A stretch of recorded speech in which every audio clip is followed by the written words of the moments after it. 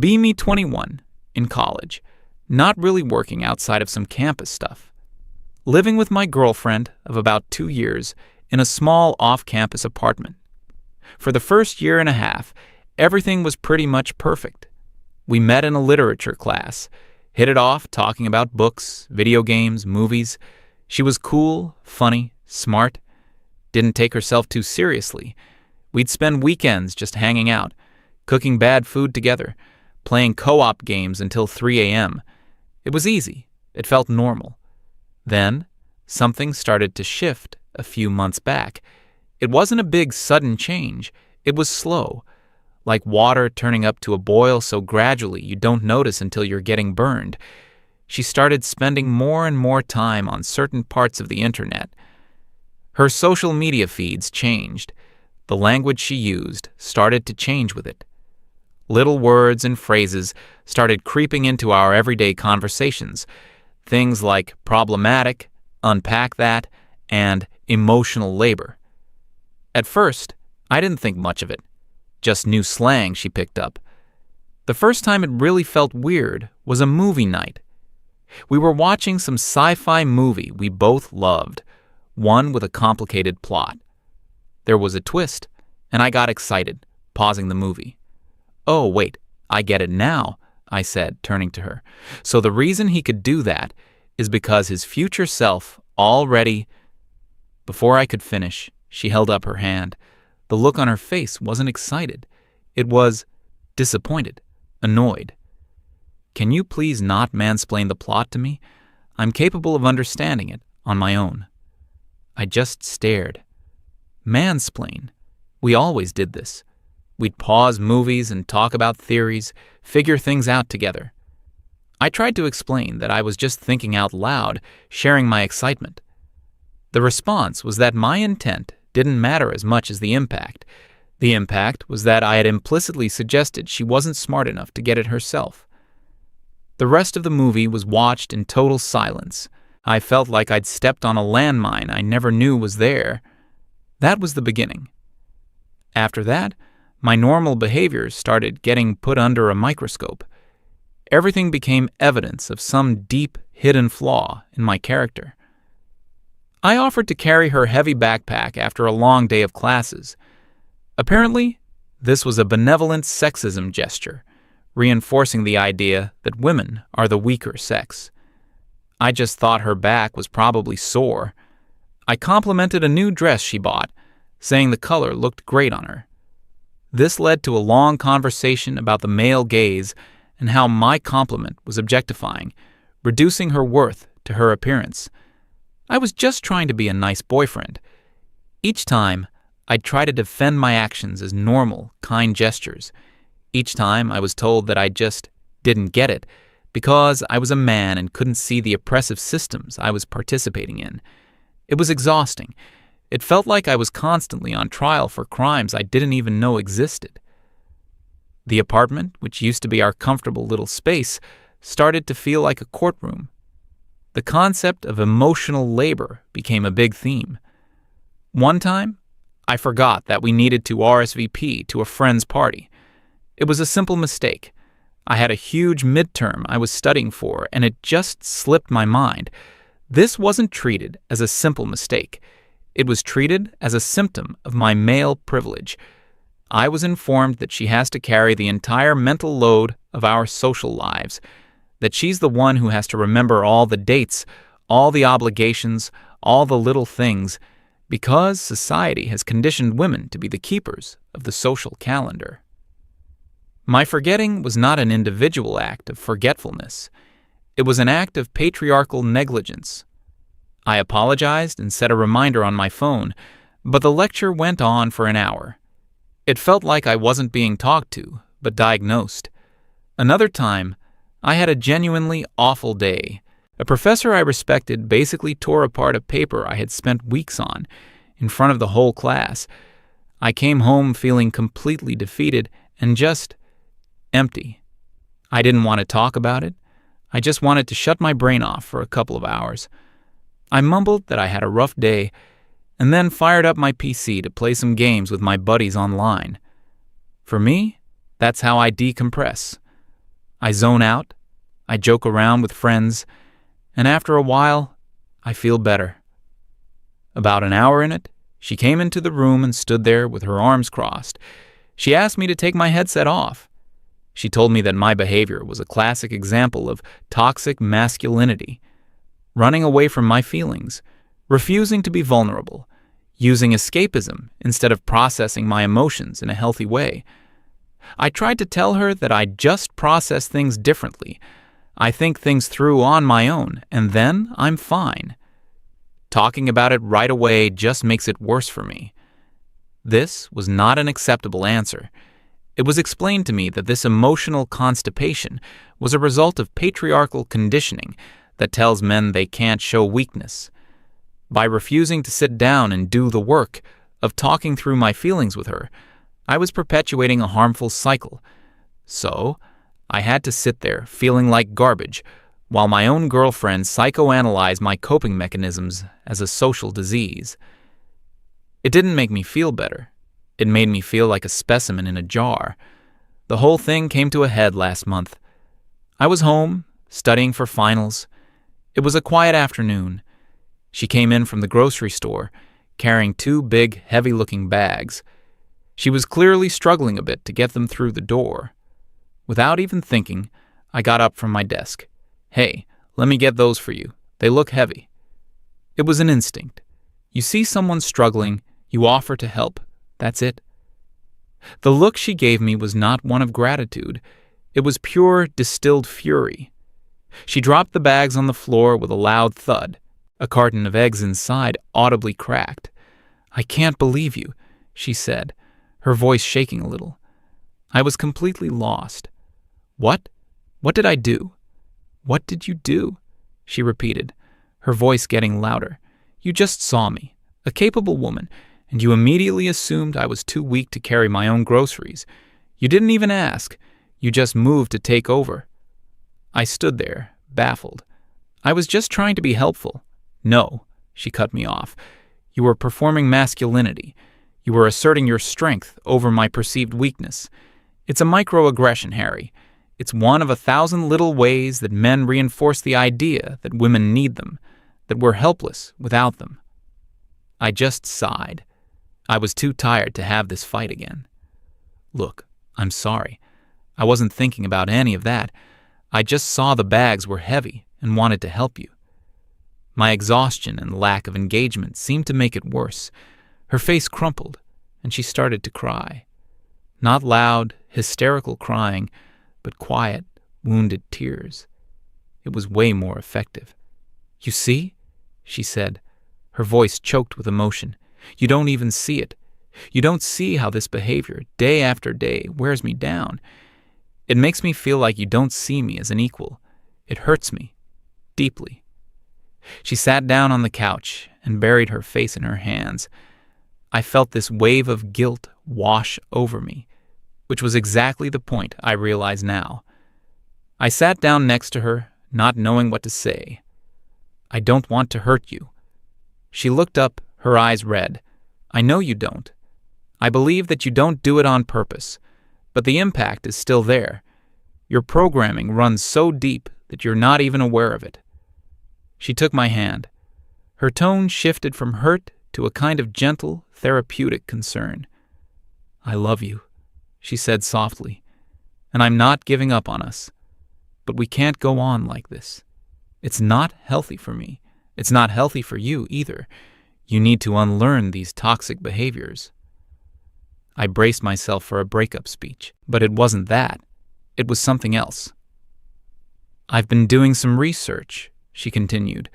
"I found a therapist, someone who specializes in couples counseling, who understands these modern dynamics. I made an appointment for us." My stomach dropped. "Therapy? I don't think we need therapy. We just need to communicate better." "This is communicating better," she insisted. "This is getting a neutral third party to help you see your own blind spots, to help you do the work on yourself that you need to do. For us, so we can heal." It wasn't presented as an ultimatum. It was presented as a rescue mission, a life raft she was generously offering to me, the drowning man. If I said no, I wasn't just refusing therapy. I was refusing to do the work.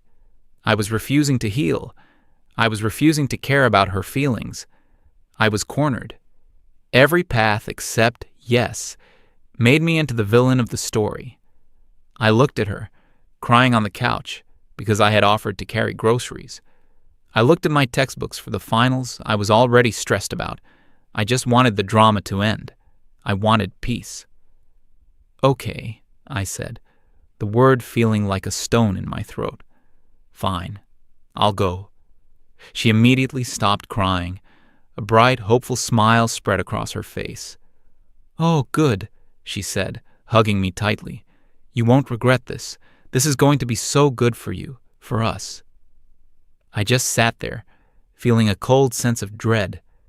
I didn't feel like we were going to be saved. I felt like I was being walked to my own execution. The therapy session was scheduled for a Tuesday afternoon, about a week later. The whole week leading up to it was tense. My girlfriend was acting incredibly sweet and supportive, but in a weird, clinical way. She kept saying things like, "I'm so proud of you for taking this step," and "This is the first day of your healing journey." It felt less like we were a couple, and more like she was my life coach, and I was her failing student. She had a whole folder prepared for the meeting, a literal folder with notes, tabbed sections, and highlighted articles from the internet. I felt like I was being audited. We got to the therapist's office. It wasn't what I expected. I was picturing some trendy, minimalist space with a young therapist who would nod along and use the same buzzwords she did. Instead, the building was old, and the office was classic. Big oak desk, leather chairs that sighed when you sat in them, shelves overflowing with actual physical books. The therapist himself, Dr. Evans, was a guy who looked to be in his late 60s. White hair, glasses, wearing a simple sweater. He had a calm, quiet demeanor. He shook our hands, offered us water, and just sat back in his chair, letting the silence hang for a moment. He finally broke it with a simple, "So, what brings you in today?" My girlfriend took that as her cue. She opened her folder and launched into her presentation. It was even more organized than I thought. She had a list. She started with the mansplaining incident during the movie, framing it as a pattern of me devaluing her intelligence. She moved on to the emotional labor issue, detailing how she had to manage our social calendar and my supposed refusal to participate in the mental load of the relationship. She brought up the night I came home from my bad day at college, describing my desire to play video games as a textbook case of toxic masculinity and an inability to be vulnerable. And of course, the grand finale was the grocery bag incident, the microaggression that proved my ingrained patriarchal mindset. Through it all, she was articulate and passionate. She used all the right terminology. She sounded completely convincing, like a prosecutor making a closing argument. She would occasionally look over at Dr. Evans, clearly expecting nods of agreement and validation. Dr. Evans, however, was a stone wall. He just listened. He didn't nod. He didn't frown. He just made a few notes in a small leather-bound notebook. I just sat there, feeling smaller and smaller with every accusation. It felt like my reality was being rewritten in front of me. When she finally finished, there was a long pause. Dr. Evans put his pen down and looked at me. His expression was completely neutral. "Harry," he said, his voice even, "I've heard your girlfriend's perspective.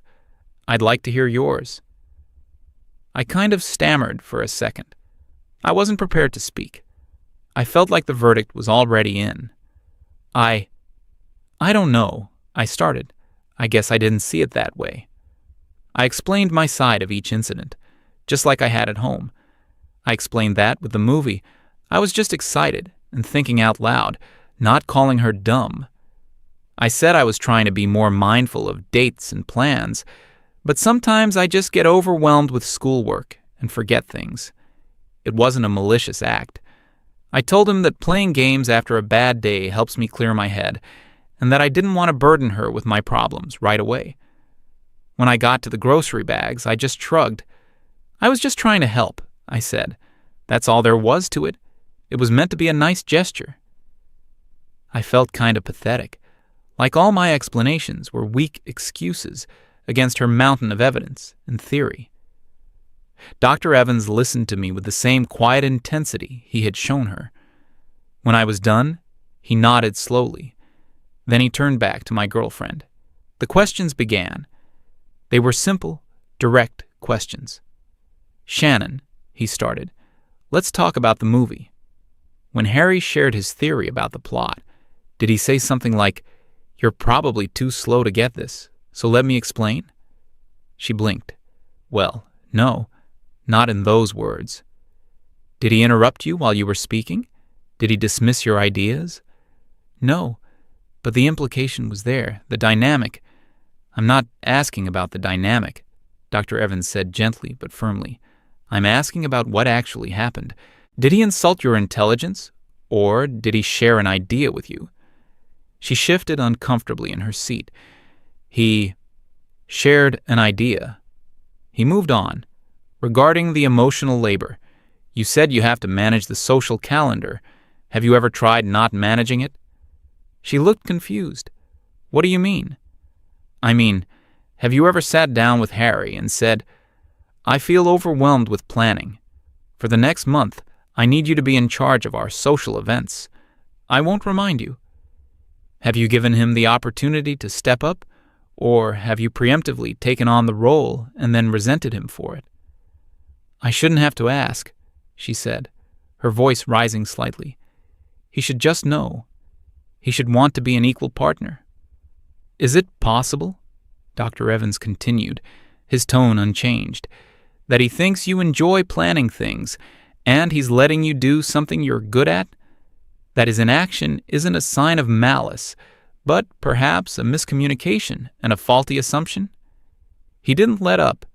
He went right to the toxic masculinity point. "And when he came home from a bad day, you wanted him to be vulnerable with you? Why?" "Because healthy partners share their feelings," she said, exasperated. "Is it for his benefit or for yours?" Dr. Evans asked. "Did you feel that talking about it would genuinely make him feel better, or did you need him to perform vulnerability for you to feel secure in the relationship? Is it possible that what you call healthy processing is simply your preferred method, and his is just different?" She was starting to look flushed. This was not going according to plan. Then he got to the grocery bags. "Shannon, let's imagine a different scenario," he said. "Imagine you and Harry are walking down the street and you see an elderly man drop his groceries. What do?" "I'd help him pick them up, of course." "Why?" "Because it's the kind thing to do." "When you help that elderly man, are you making a statement about the systemic frailty of the elderly? Are you reinforcing ageist power structures?" "No, that's ridiculous. I'm just helping someone who needs it." Dr. Evans leaned forward slightly. "Then why is it impossible for you to believe that when Harry offered to help you, he was also just helping someone? Why must his action be viewed through a political lens, while yours is simple kindness?" My girlfriend was completely silent. Her folder lay forgotten in her lap.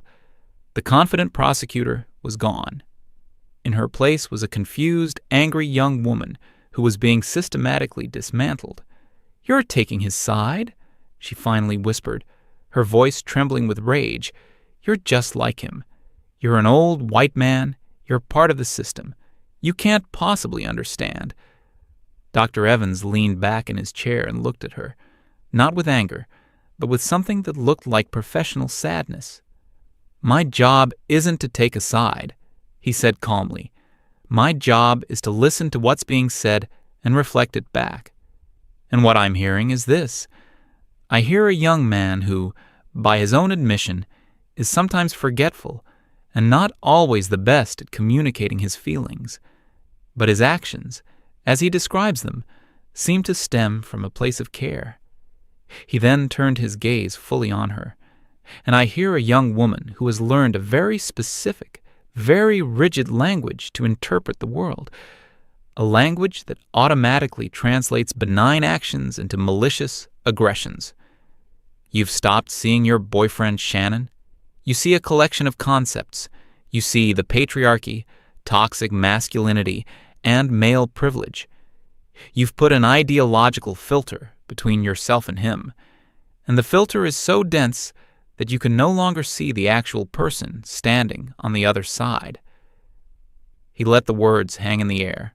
You brought him here to be fixed, but from where I'm sitting, he's not the one who is breaking your relationship.